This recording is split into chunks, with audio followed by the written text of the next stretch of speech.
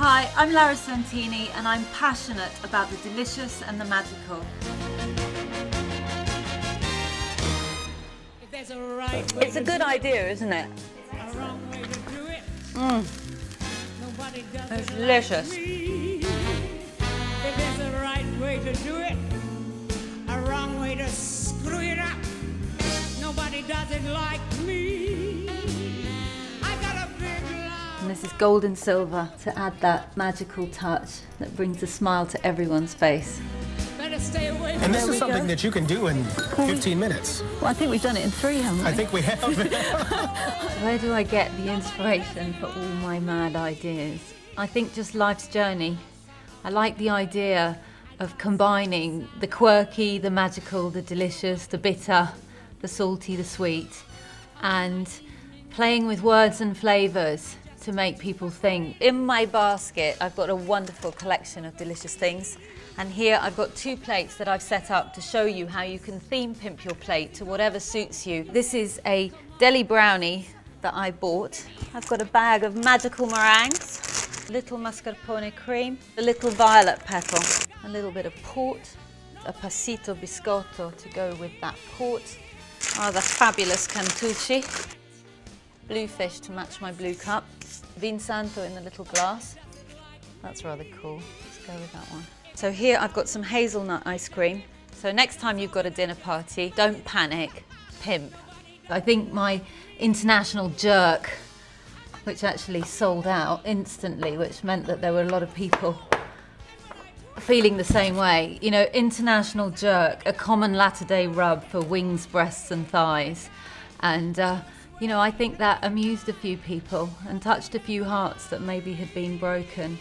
I love this one. This is Salt of the Earth, fragrant spices of wild angels and wild flowers and the salt of faraway oceans. You know, it's the idea of mixing your dreams and your deliciousness in one single pot to delight the senses and your guests. 開発したのは料理研究家ラウラ・サンティニさん。うまみがイギリスで注目され始めた数年前から勉強を重ねてきました。Okay. 試行錯誤すること2年、ついに完成した新商品。すごくトマトの香りが garlic and a tomato.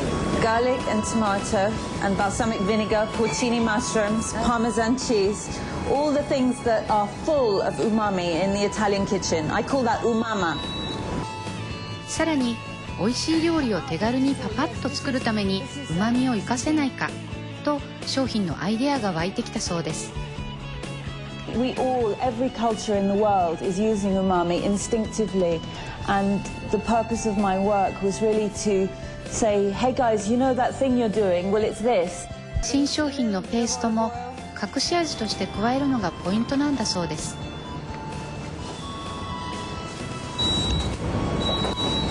The paste, it's just that layer, that extra layer that gives you that depth. Taste number 5, umami paste, and we're going to make a 5-second supper before you can even say the word supper. I've got 3 cups of chopped cherry tomatoes here. I've got taste number 5 umami paste. I'm going to add a generous squeeze of that.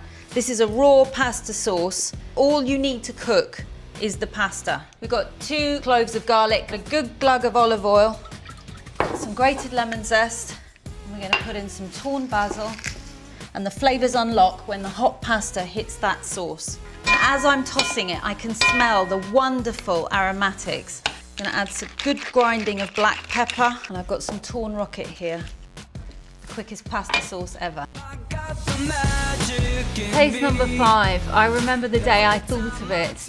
I just was standing by my car, I had my dry cleaning in one hand, and it was just literally a light bulb moment.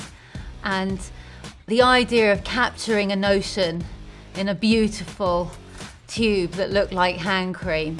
And you know, I hate the idea of sort of fantastic food notions like umami, which basically every day people are using. You go and buy a cheeseburger with ketchup and that's umami, yet it was kept for the food intelligentsia as this thing, you know, umami. Oh, don't you know what umami is?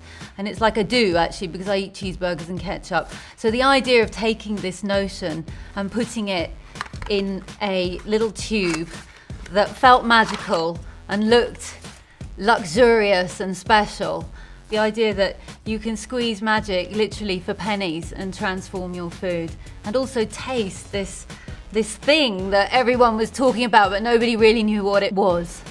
People use things all the time without the kind of the intellect behind it. Cooking is instinctive, and sometimes people get afraid when too much intellect comes into something and not enough practice. So I've really tried to get all those flavors into sort of magical pots so that people can practice with them with confidence. It's really about cooking with confidence, and the idea of being able to cross flavor boundaries without feeling nervous.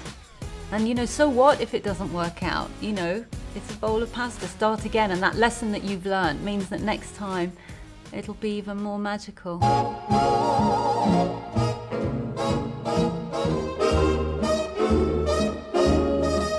Sister. Hi, I'm Lara Santtini, your kitchen agony aunt, and this is Lick It, the world's first show to combine cooking with therapy. Today we explore the family pressure that can build up around the holidays and what to do when it all gets just too much. I'm going to give you the recipe for success both in and out of the kitchen. Together we can lick this.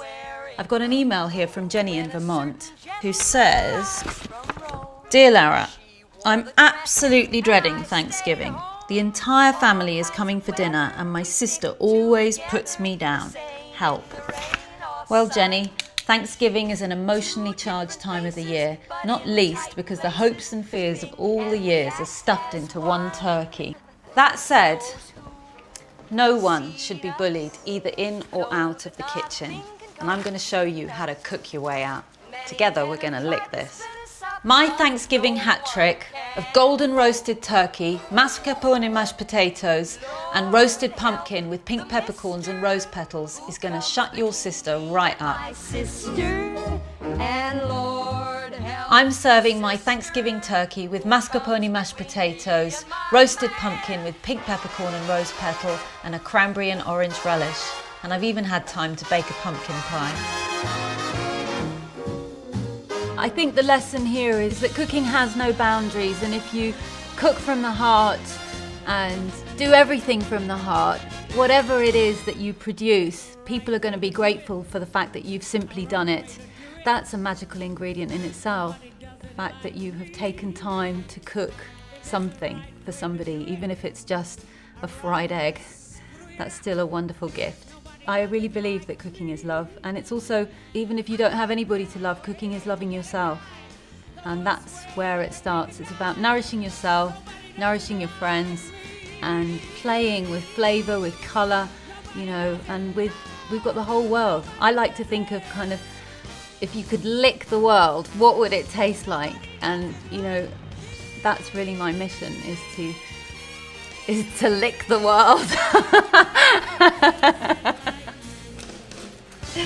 That sounded bad. I didn't mean it like that.